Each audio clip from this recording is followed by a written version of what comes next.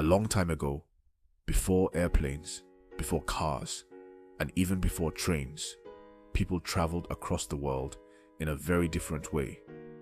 They crossed deserts on camels, walked through forests, and sailed across wide oceans in wooden boats. The sea was not just water. It was a road. It was a bridge. It carried people, goods, ideas, and stories from one land to another. One part of the world where this happened was the eastern coast of Africa. On that coast were busy towns where traders came and went. The people who lived there looked out at the ocean every day. They knew that the waves brought more than fish and wind. They brought visitors. Far across the Indian Ocean lived people in places we now call India, China, and parts of Southeast Asia. These lands were far away, but they were connected to Africa by the sea. Brave sailors learned how to travel by watching the stars, feeling the winds, and understanding the seasons. They knew that if they waited for the right wind, the ocean could carry them toward Africa. Then, months later, another wind could help them sail back home. Imagine a young child standing on the shore of East Africa many hundreds of years ago. The child sees a large boat in the distance. Its sails are full, and it moves slowly toward the town. The people on the beach begin to gather. Some are excited. Some are curious. On the boat are traders from distant lands. They bring beautiful cloth, shining beads, fine pottery, spices, and maybe even porcelain from China.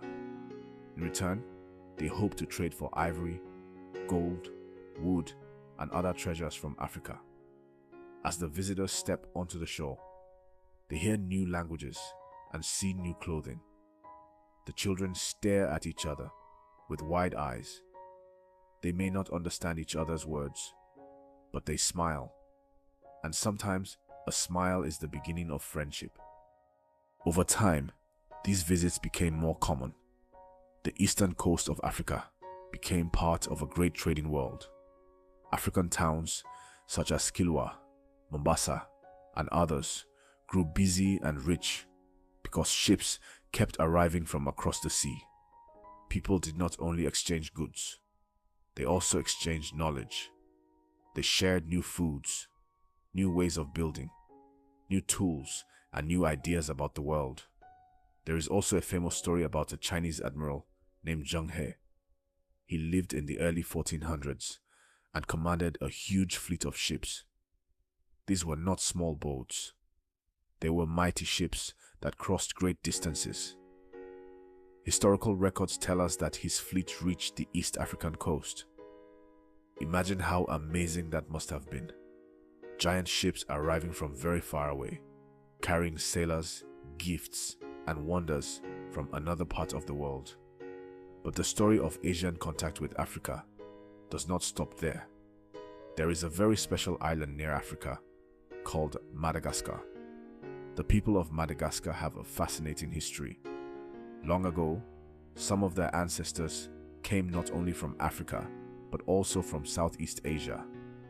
This means that people from Asia did not simply visit nearby waters. Some of them actually settled there and built lives, families, and communities. Their language and culture still carry signs of this long journey across the sea. What does this teach us? It teaches us that the world has been connected for a very long time. Sometimes, people think that in the past, countries and continents lived separately, as if they were cut off from one another. But history tells a different story. Long before modern technology, people were already meeting, trading, and learning from each other. Africa was never isolated. It was part of a moving, changing, connected world. Asian visitors did come to Africa, especially to the eastern coast and nearby islands. Some came to trade, some came to explore, some stayed and became part of the story of the land. This is important because history is not only about kings, battles, or dates. History is also about human curiosity. It is about people asking, what is beyond that horizon? It is about courage. It is about stepping into a boat and trusting the wind. It is about arriving in a place where everything feels new, yet finding something familiar in the kindness of other people.